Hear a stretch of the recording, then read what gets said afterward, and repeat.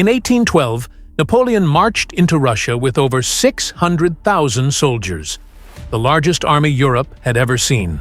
His goal? Capture Moscow, force Tsar Alexander I back into alliance, and cut off Britain's trade.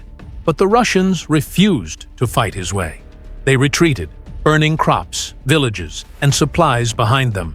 A scorched earth that left the French starving as they advanced deeper into the vast, frozen land. Then, near the village of Borodino, just 125 kilometers from Moscow, Russian General Mikhail Kutuzov finally turned to fight. It was the last line of defense before the capital. Both sides knew this battle could decide the entire campaign. At 6 a.m. on September 7th, the thunder began.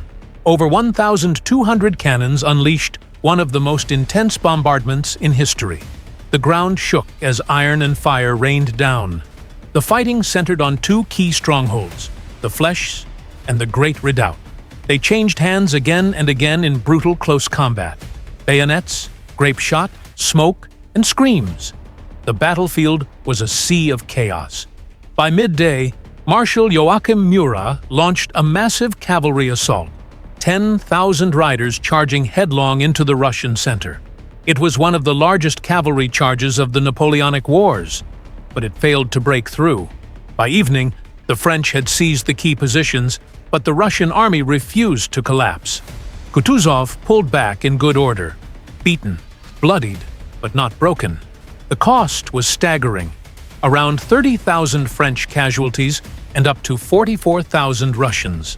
A week later, Napoleon entered Moscow, but the city was silent, deserted, burning, defiant. There was no surrender. Borodino had drained Napoleon's strength and left him stranded deep in enemy territory. It was the bloodiest day of the invasion, and the moment the mighty Grande Armée began to fall.